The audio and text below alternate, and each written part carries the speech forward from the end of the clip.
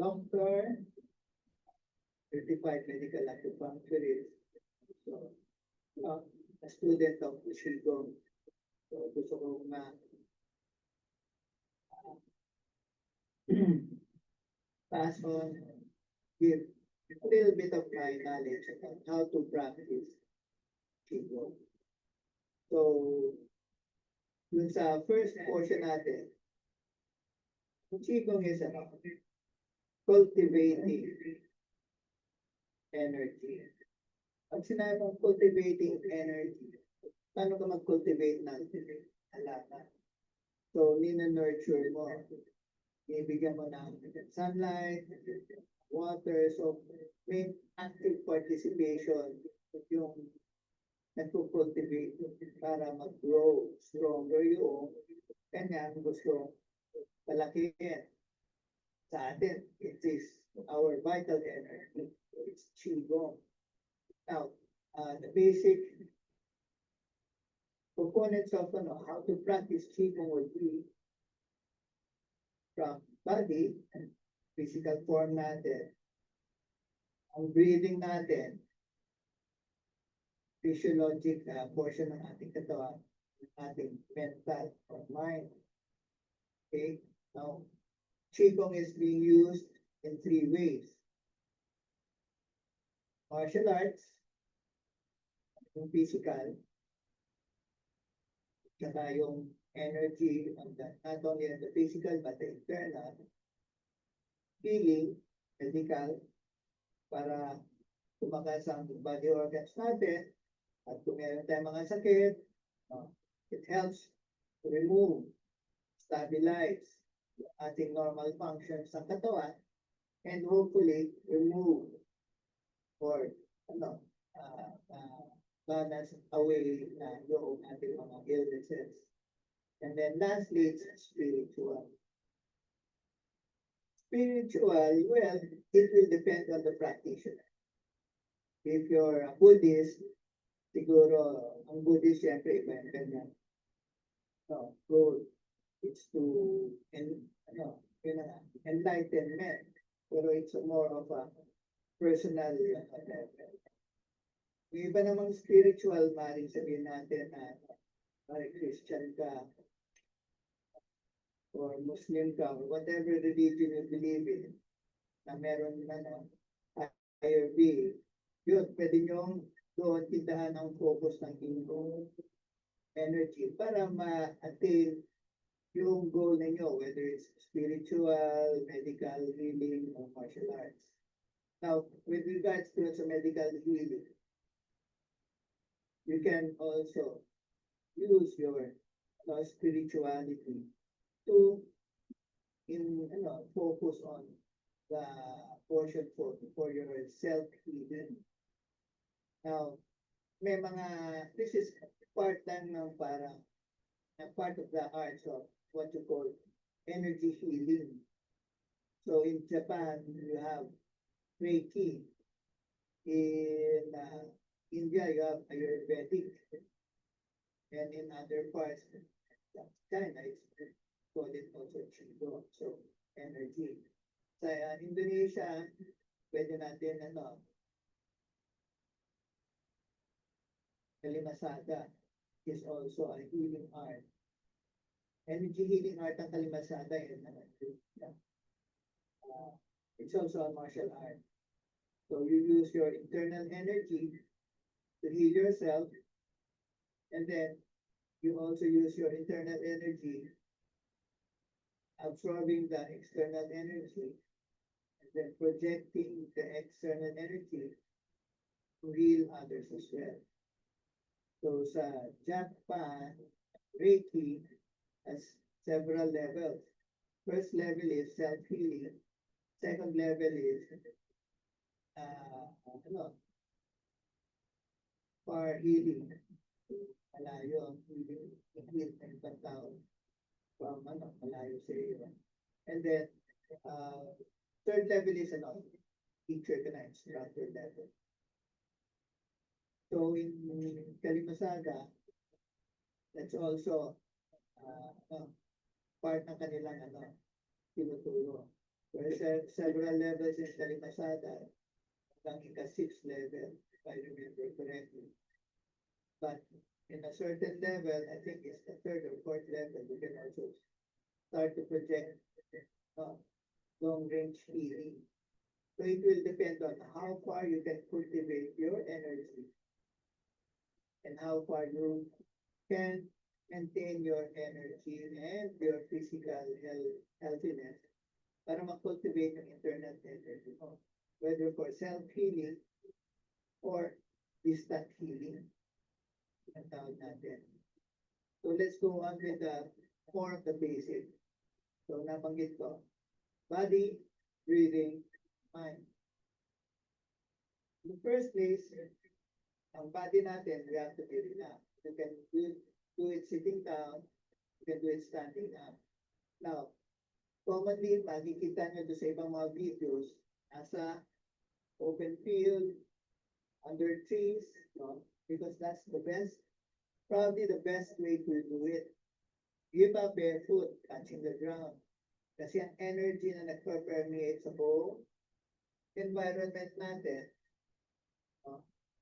It's all around it. You can connect your body to the ground that absorbs and maintains the energy for everything, and it can pass on din sa body. Pero dito kasi, close sa environment, air condition, kaya medyo nakasuot ako ng long sleeves. Nakasaks ako, malamig kasi yung tile floor. But preferably, barefoot para mas nakaka-connect kayo doon sa ground energy. Okay, everything is energy. Sound, light, physical na nakatigil. Yung mga nakatigil, you have inertia energy, standing energy na yan. Potential na siya. Once it's moving, then you have energy. Either na-pass on yung energy dun sa object at nag-move siya, or internally nag-combust. Nag-create ng energy kaya mag-move particular object. So that's a little bit of physics. Okay? Ano to? Ha? Mahina. Okay. So ilagay ko lang dito sa bulsa ko.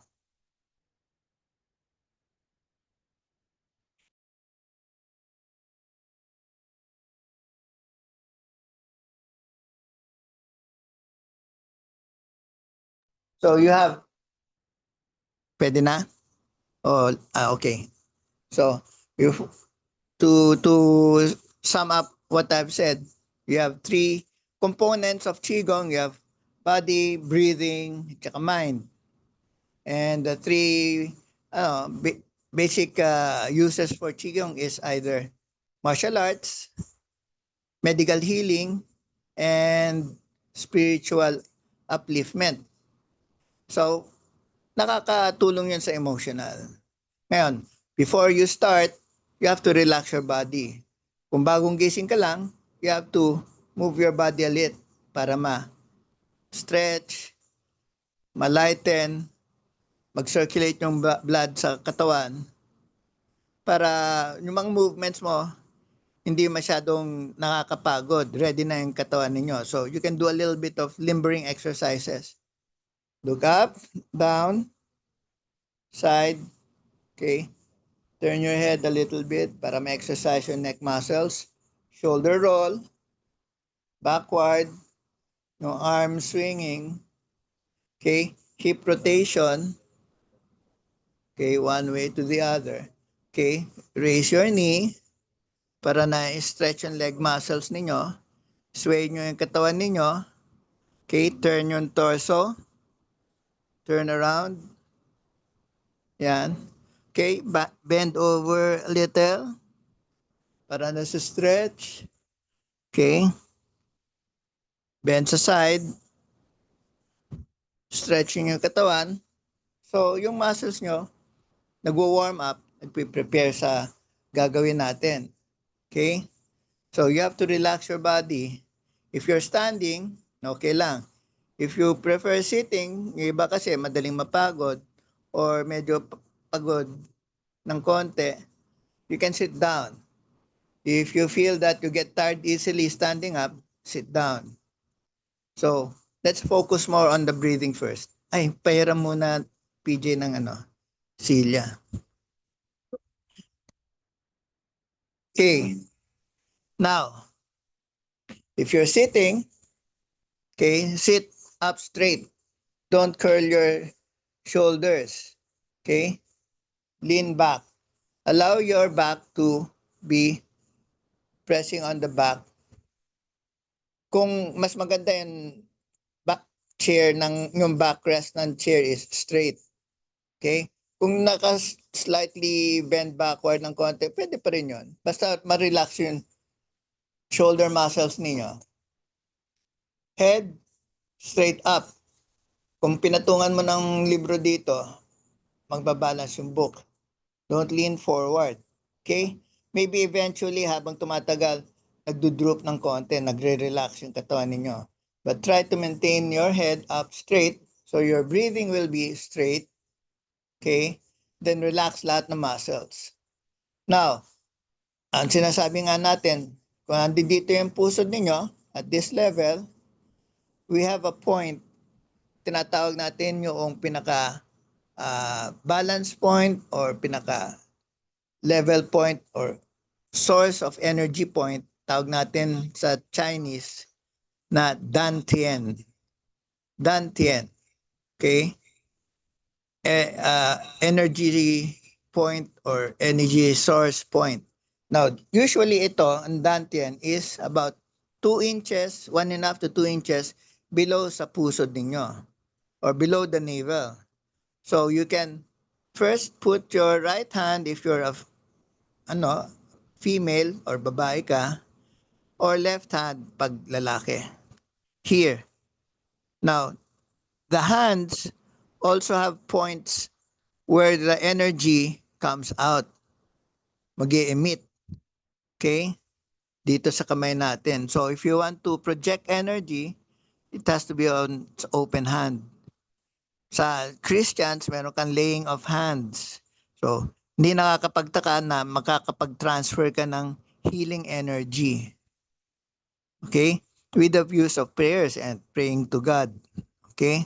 So, that hindi, hindi uncommon yan. Almost all healing arts have the energy, points coming out with energy.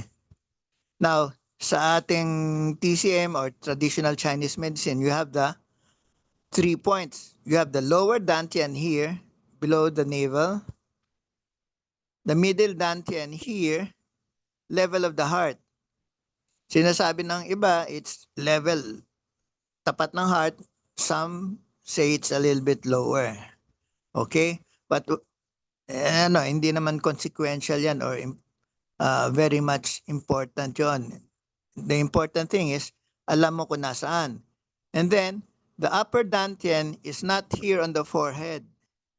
It's in the middle ng brain. May iba, sinasabi nila, it's at the point where you have your pineal gland. It's a gland right underneath ng brain natin. Okay? So, the upper dantian is right in the middle of the brain, underneath. So, if some practitioners focus on producing or accumulating energy on those points. But for our basic practice muna, to concentrate and to build up, cultivate energy, we use the lower dantian. So mga martial artists, maraming mga martial artists dyan, mga kung fu or Chinese boxing, sinasabi nila na ang dantian ang source ng energy para do sa power ng kanilang mga strikes, at saka movement. Ando doon rin ang point of equilibrium. Hindi dito sa tiyan, hindi dito. But here, nandito ang point of equilibrium. And this is the point of source point rin for energy. So most of the martial arts have this basic premise or knowledge. So you put your hand here, then you relax your muscles, focus more on the breathing, Inhale, 4 to 5 seconds. Exhale, 8 to 10 seconds. Mas mahaba yung exhale, mas shorter ang inhale. The energy that we are bringing in comes what we call from the air, yung oxygen. Now, the plants emit oxygen as waste. Ang food nila is carbon dioxide, which sa atin naman is our waste. We inhale oxygen and we exhale carbon dioxide. So, mas maganda sa environment na maraming halaman na nandoon ka. So that yung exchange ng ating air, you'll have more oxygen, more energy to cultivate and to absorb. Okay? So, relax your body, relax your mind, try not to think of the problems that you are facing, that you have passed already, that you have right now. So you empty your thoughts, focus on the breathing first. Inhale, exhale, inhale, exhale, inhale, exhale. Usually, isang cycle ng inhale, exhale, around 15 seconds, 14 seconds. So in 4 times yung breathing ninyo, you can have a minute, 4 cycles ng inhale, exhale. So if you do 16, you have 4 minutes already passing. Okay? And as you breathe, focus on bringing your breath down sa dantian point. Inhale, expand the tummy portion, yung abdomen. Exhale, contract the abdomen. So this is the normal breathing, supposed to be for all. But nasanay tayo as adults to breathe, okay, raising the chest wall or contracting the muscle. Inhale, in-expand mo yung chest. Exhale, dinadrop or nire-relax mo yung chest. Inhale, in-expand mo yung chest. Exhale, nire-relax mo yung chest. But you can conserve energy by relaxing the abdominal muscles and using your diaphragm, yung muscle sa ilalim ng iyong chest cavity, do sa ibaba ng lungs. Pag nag-contract yan, didiretso siya. Hihila siya ng hangin. Then relax mo yung chan, mag-expand yung chan ninyo. Don't worry, it helps with the muscles also sa abdomen para ma-exercise yung muscles nyo dito sa chan. Inhale, expand the abdomen, exhale. Now try to focus on bringing air in through the nose and out through the nose. In through the nose, warms up the air. Pag pumasok sa lungs, comfortable yung air. Exhale through the nose. Okay? So, hindi magda-dry ang throat ninyo. Okay? Inhale. Exhale. Inhale. Exhale. Focus on the breathing. Kasi this is the most important part. Once na nasanay na kayo sa breathing ninyo, then you can let go on that and focus more on the mind. Focus on your healing. Okay? So, you cultivate energy by breathing exhaling. Focus your energy here on the bottom of your tummy. Exhale.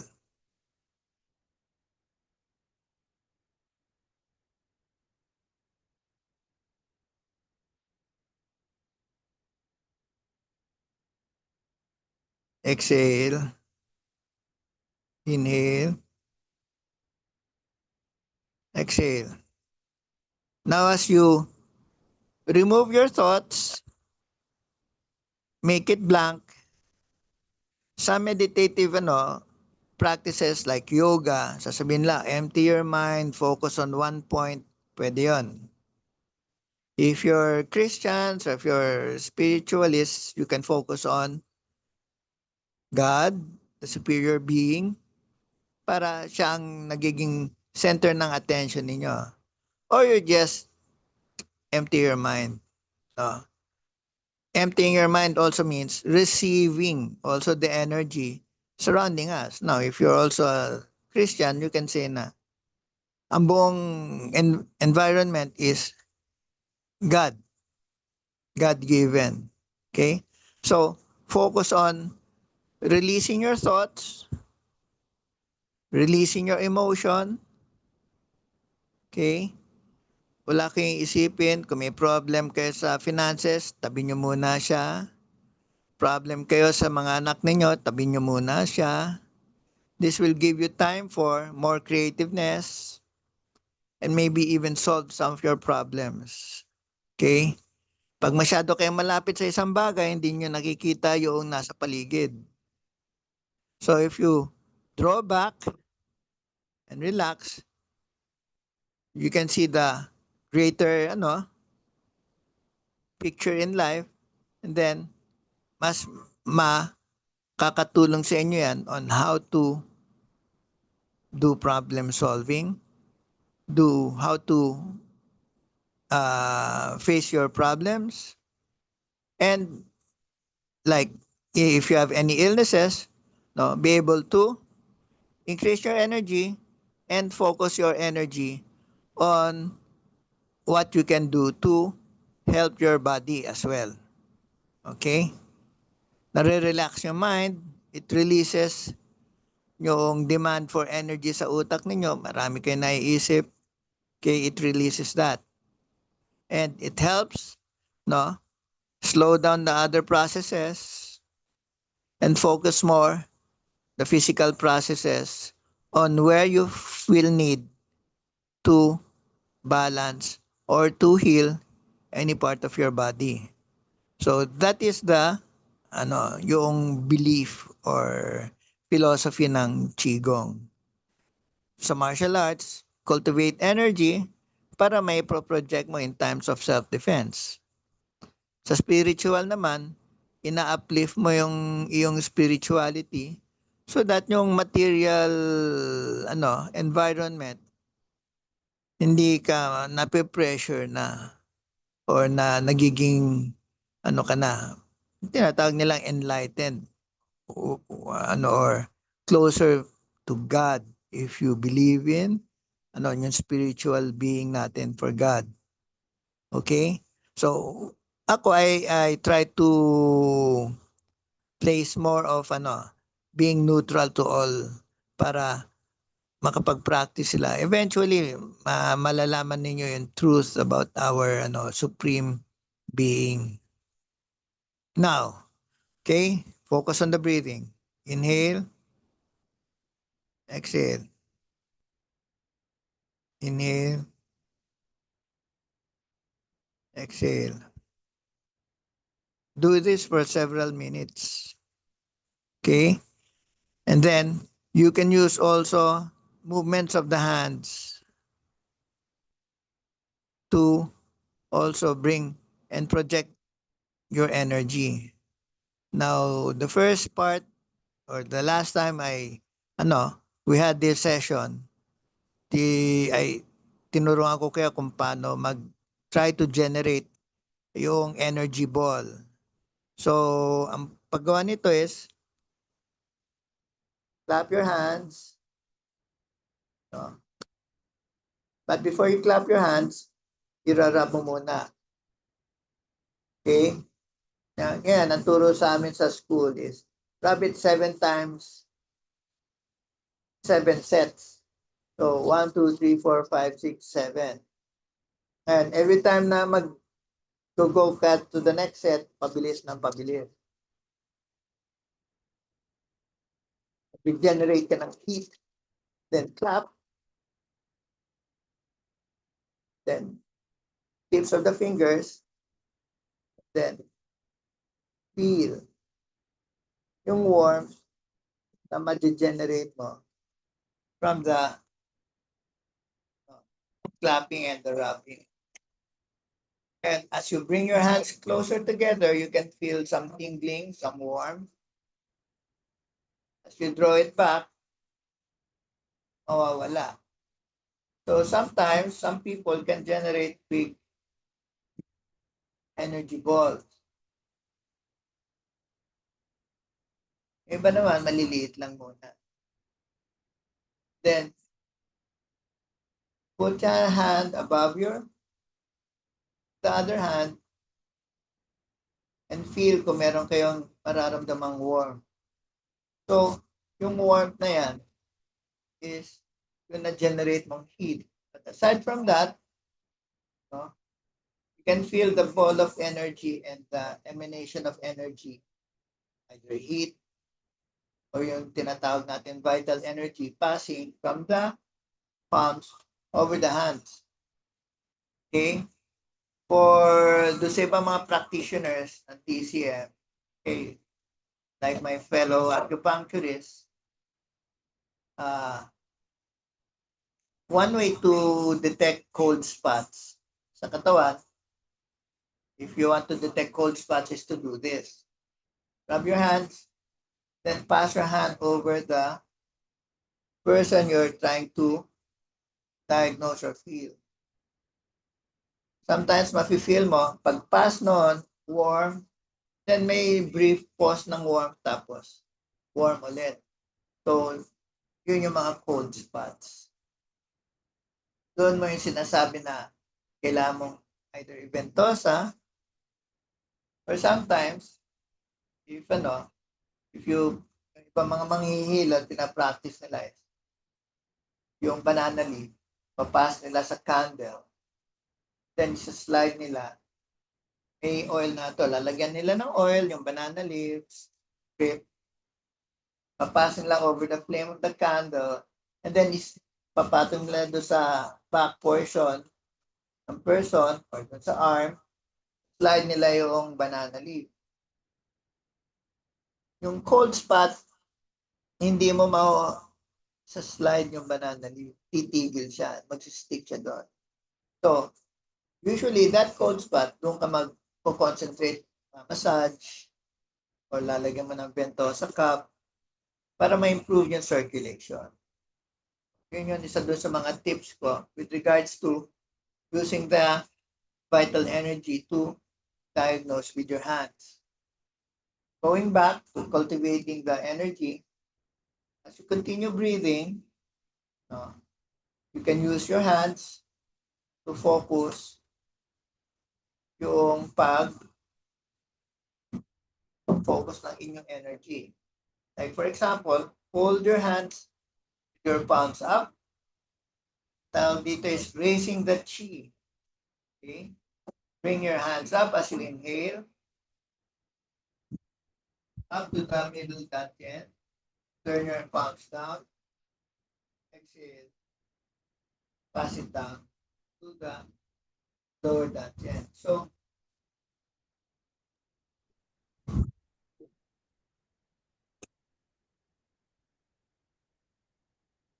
exhale. Exhale.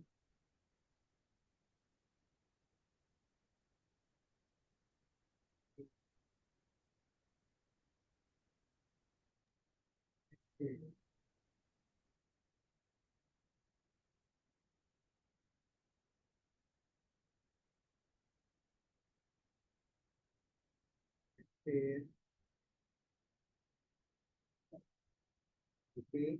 So you're passing your energy from bottom to top. Okay? Meron naman, tinatawag na opening and closing your energy. So, inhale, open, exhale. So, Inhale, exhale.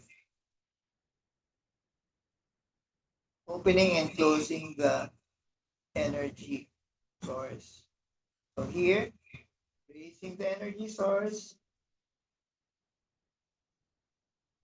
opening the energy source. Sa mga descriptions lang yan. But this is the form of exercises that you can use to generate and focus your energy. So you relax, release your thoughts, focus your breathing, inhale, exhale. Inhale, exhale. You can do this any time of the day.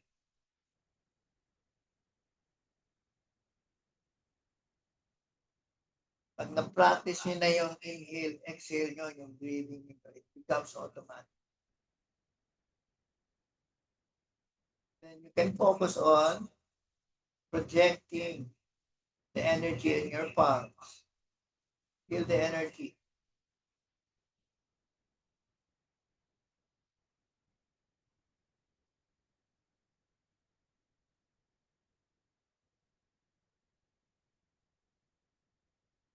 Now, isa pang tip na binigay sa akin ng mga turo sa akin ng energy healing is how to defend yourself or protect yourself with energy. So after rubbing your hands, tapping your fingertips, generating the ball of energy, you project the energy over your body. This is creating a shield. Okay. From top, focus on projecting your energy over the top, bring it over the body. Yan, mga 3 to 5 times.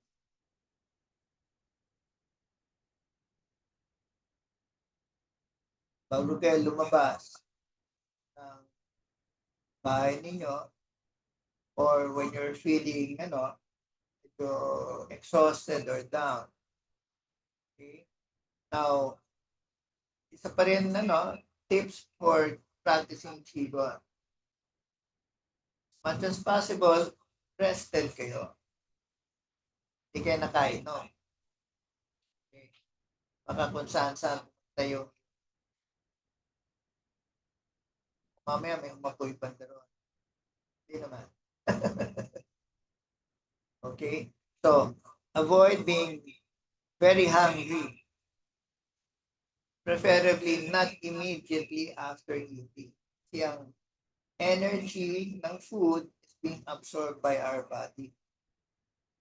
So usually mga 30 to 45 minutes yung absorption time ng food.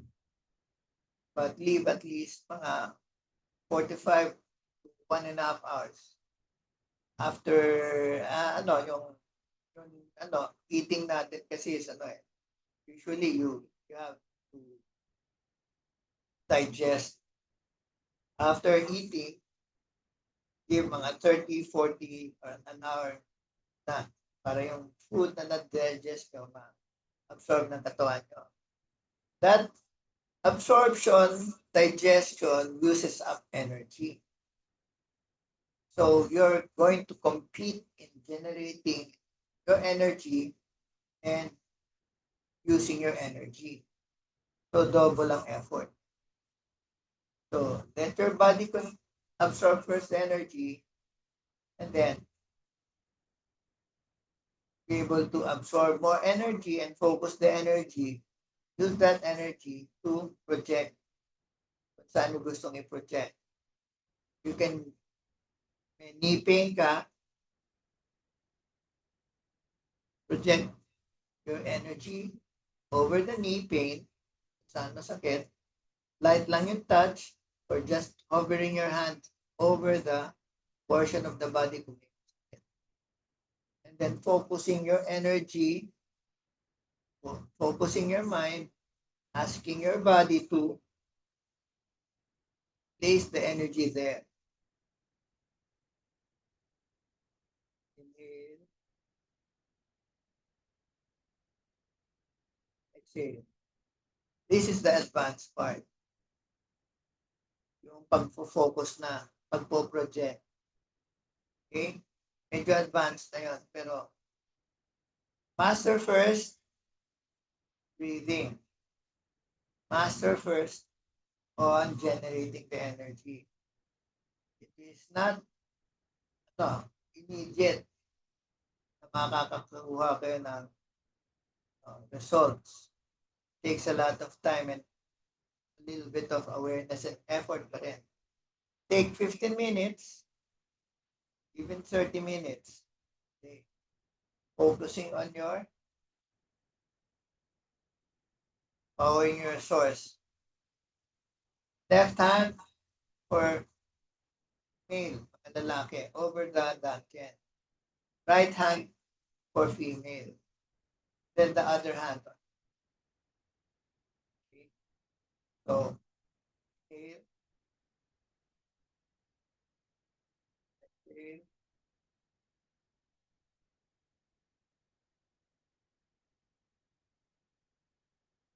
inhale,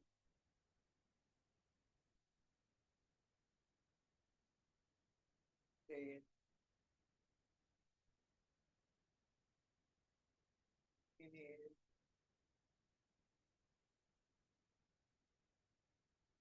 exhale.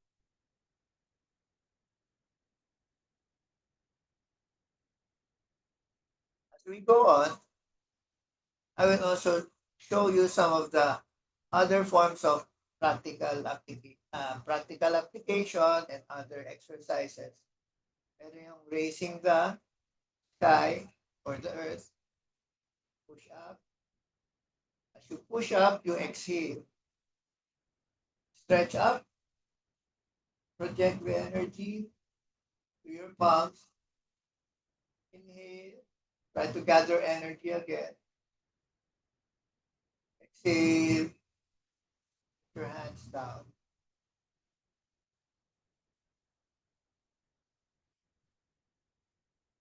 Another way is to inhale, exhale, inhale, exhale.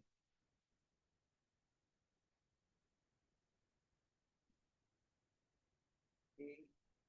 Meron pa yung arm winding. Inhale, exhale, inhale, exhale, and the other way then. So meron pa yan. In Tai Chi, ito naman ang ginagawa nila. Inhale, bend the knee, exhale. Sama pa rin yan ng Chi. Kasi ang Tai Chi at saka Qigong, relatives yan. Kamag-anak. As you raise your hand, some practitioners for Qigong, when you raise your hand, you bend the knee.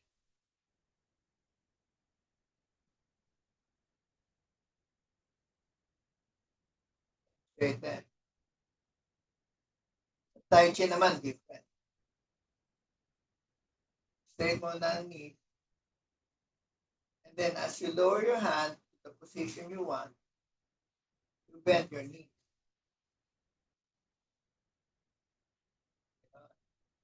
Okay?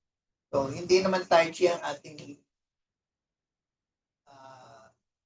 session ngayon. It's more of Qigong. So, may mga konting differences with regards dun sa use ng body movements.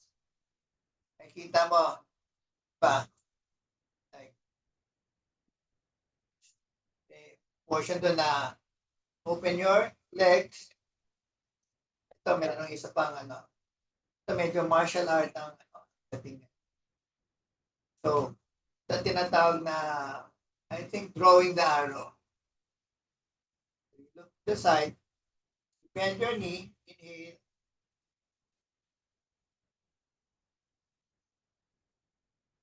Exhale.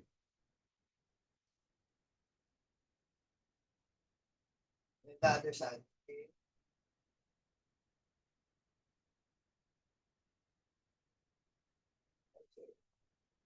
So, nag-half bench kayo.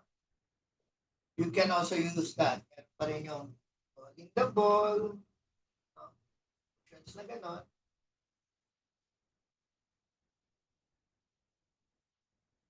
Okay. For later, ano?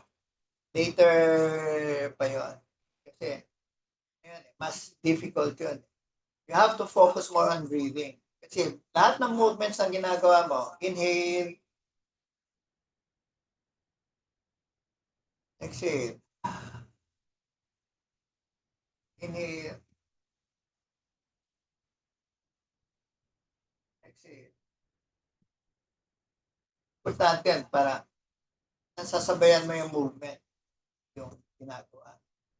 So, meron kayong from here, you raise your hand, push down with your lower hand, push up with your upper hand and stretch.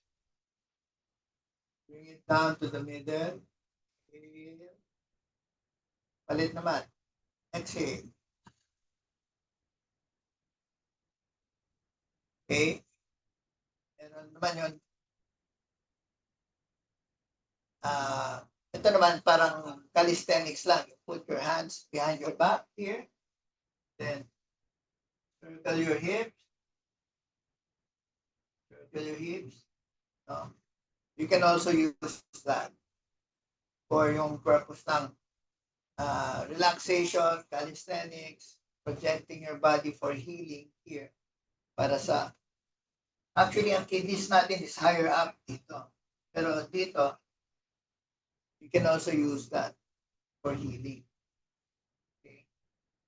Sa Ayurvedic, you have several chakras, 1, 2, 3, 4, 5, 6, 7. 1, 2, 3, 4, 5, 6, 7. So, yung 7 chakras, ayun. No. Diba? For sa Reiki naman, you use your hands for self-healing. Okay. Breathing in. Bringing your energy here sa Dantian. And as you exhale, imagine that your energy is passing through your hands and projecting into the body. Whether you want to heal the lungs, heal the heart, heal your stomach, heal your internal organs, ovaries, uterus, okay? So, ating other organs na sa atin. You can also project your energy to your head, so, to the ears, the eyes, okay? To your throat, so mga may thyroid problem. Okay? You can only be able to have useful energy if you learn the basic principle. That is, again, going back to use of your body and breathing. Inhale, Exhale. Okay. Palm over the other palm. Exhale. Inhale. Exhale. You can do this standing up, sitting down, maybe even lying down. Sit. But try to focus on clear up your mind. Wala yung problems mo. Wala yung hunger mo, kaya dapat hindi ka nagutom. Wala kayang, hindi ka nakain o you have release all your worries, release all your wants, release all your anger, emotions, then kakaroon, that's where how you generate your tranquility, calmness ng iyong spirit. That way, ang focus ng energy mo, nababawasan. You use up energy when you're angry. You use up energy when you're thinking too much. Ang overthinking sa Chinese. Pag ka, pag sobrang saya ka, all of those emotions needs energy. Babalanse mo. Release. Those energies, use less. Focus more on generating your energy.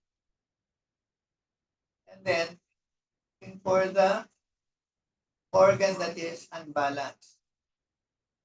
That needs to be balanced. No problem. If you have any Chinese medicine, if you have any spleen deficiency or overacting heart, overacting liver, or kidney deficiency, doon may po-protect. Heal. Okay? You won't be able to use energy if you haven't generated enough. Okay? So, eating nutritious food, not too much fat, not too much oil, meat, protein. Okay? Caution ko lang doon sa eating natin. With regards to meat, mas hirap i-digest and i-process ang meat ng ating organs kesa sa vegetable protein. Okay? Animal meat protein, medyo pa. Yeah, I would suggest you can reduce your animal meat protein and stick more to vegetable protein. If you're sick, may injury ka, the best protein you can get is from eggs. Kasi ito, the egg, you have all the ingredients to repair, create life. So, best egg with regards to protein and healing. How much, how many, it will depend. Depend on how much yung kailangan necessary para sa repair, build up ng energy. Okay? Meat, okay lang yung meat. Beef, every once in a while, okay lang rin. Walang problema yun. Hindi mo kailangan mag-abstain. Hindi mo kailangan maging vegetarian. Okay? So, going back, try to summarize. Okay? Qigong is the practice of cultivating vital energy. Energy that we get from our food, from the air. Okay? And once we've been able to cultivate that energy, store that energy, now we try to use that energy. For medical healing, you project the energy inside. If you are practicing other healing arts like Reiki or Kalimasada, which I know, practice distant healing, you can, according to their philosophy, beliefs, project healing energy malayo. Pare, sa United States. Okay? So, Kalimasada is well known in. We have also practitioners here in. Maka-encounter kayo, you can ask around. Get to know them. Meron akong isang particular na kilalang Kalimasada, ewan ko lang kung he still practices, pero one time na confrontation siya, hindi siya matouch kahit na hampasin or suntukin ng tao. Ginaganon lang niya. Okay? So, that is if you are able to cultivate your vital energy, then you can use energy na yan to heal yourself, protect yourself, then become more closer to self-enlightenment. Okay? And be able to cope up with your problems, interactions with other people, so mga meron kang problem sa office, may sakit, may nag-pass away, meron kang problem interaction sa ibang tao, nakakalma yung spirit, nare-reserve mo yung energy, nagagamit mo yung energy for yourself, to protect yourself, keep yourself fit, keep yourself healthy. Okay? So that's one of the benefits of Qigong. So for the meantime, continue practicing, then we'll continue with another session. Okay? As we progress, the practice of breathing mas ifo-focus ko para may guide ninyo. Okay? So ngayon, we try to practice, okay, exhale and yung emptiness, calmness, tranquility. Pag na-reach nyo na nagiging calm na kayo, close your eyes. Mararamdaman ninyo ngayon yung nag-i-increase ang awareness. Pag quiet na quiet talaga, you can hear your breathing. You can hear the aircon, the electric fan, you can feel the sunlight. Pag nasa labas kayo, konting breeze, mas nagiging aware ka sa iyong paligid. And that helps you connect with the universe and with God. So, I hope nakatulong ko sa inyo. Hope you continue practicing for health cultivation, energy cultivation, healing. The more that you're able to store energy, then may influence ng ibang tao. Then you can probably create a better world, much more quieter world, much more less violent world. Okay? So, I will stop for the moment. You have a pleasant day ahead of you, a week ahead of you.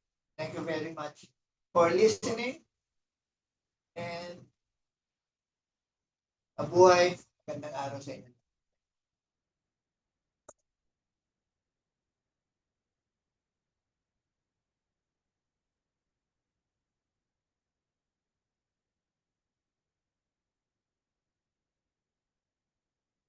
Good.